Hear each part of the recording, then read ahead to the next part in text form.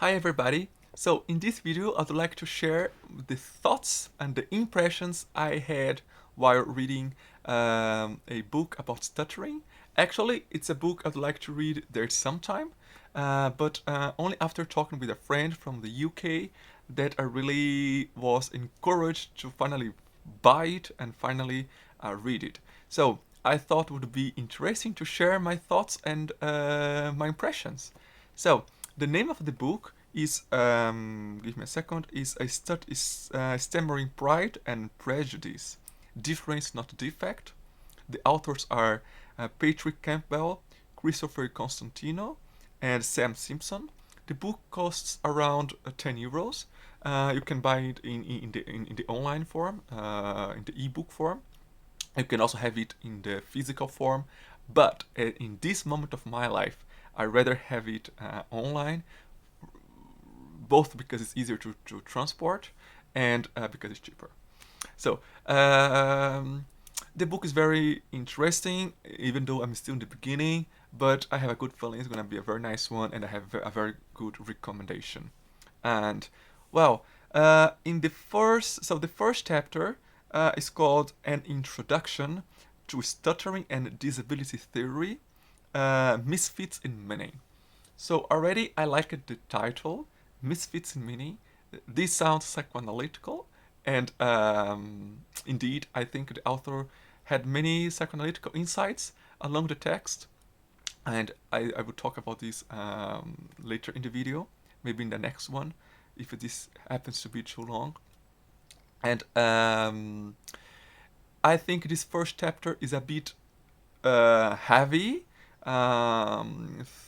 theory-wise, but I think it was necessary because there are so many misconceptions, so many misunderstandings about stuttering. So I think it's important really to pave the way for a solid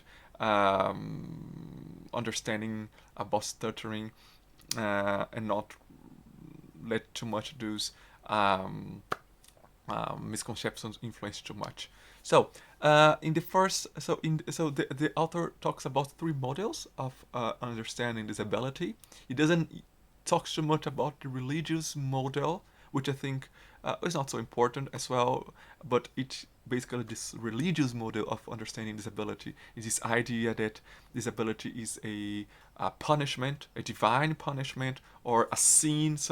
Maybe the parents made a very bad scene, and then the children were born like this.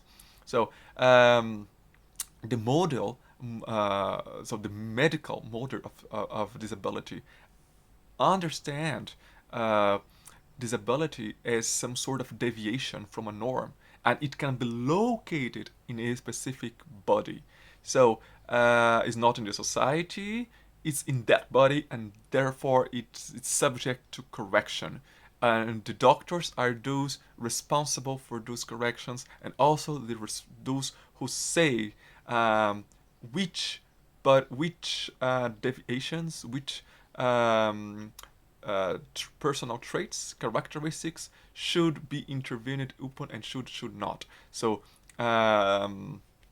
so that's the point the author says also, that there is a sort of pathologization of personal traits, right? And then it also works with this idea of normal and abnormal. And this is based on the normalcy idea. So basically, you have like some bodies that are statistically more represented in the human population, and these are seen as being normal, and those who are at the bottom of the distribution curve, let's say at 1%, okay, those are abnormal.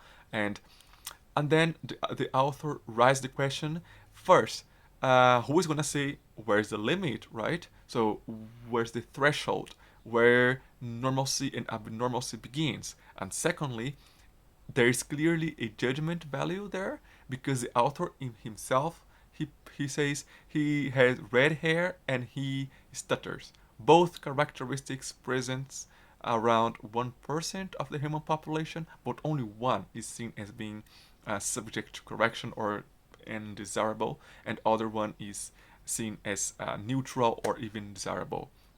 So this scientific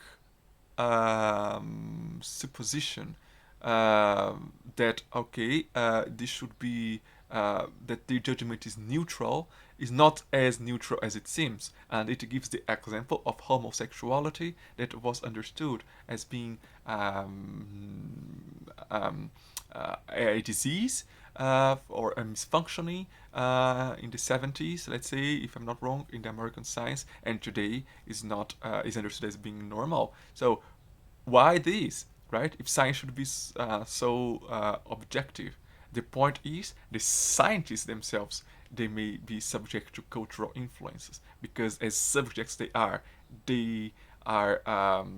susceptible of cultural influences. And then we may think, for example, the Navajo people in the United States, they historically accept non-heterosexual behavior or non-heteronormative identities, which are much more easy. And also the Bugis people in Indonesia, examples that came to my mind now. And they probably, in their scientific knowledge or in the way they approach the objective reality, this wouldn't be an issue for them. And um, this also made me think about consciousness.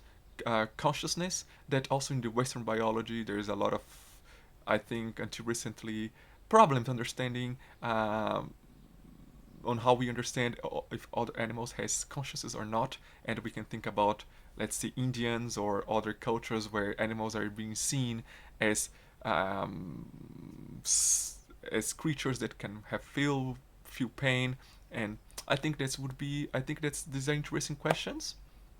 Another thing that this discussion made me think about was the deafness. I have many deaf friends, and they are very proud of their deafness. Like they say, they even write deaf with a capital D to show their pride of being deaf. They don't see deafness as being anyhow inferior to hearing, just different. And I think that's how stuttering people should see themselves, just different and not in anyhow inferior or superior. And of course, it was not always the case. Along the history, right, they were subject to a lot of oppression, but only recently they could really develop these new perspectives. Another thing that this also made me thought, now talking about pronunciation, is about the R. You know, in Portuguese, as in other Latin languages, the R is pronounced as ra. So it's the so-called alveolar R. R. But in French, the R is pronounced as ra, r, uvular R, but it was not always the case.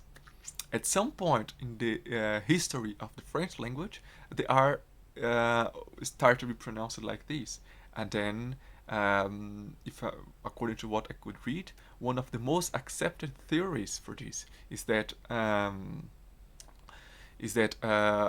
someone talking like this and people start to imitate this, and then it just spread as being the norm.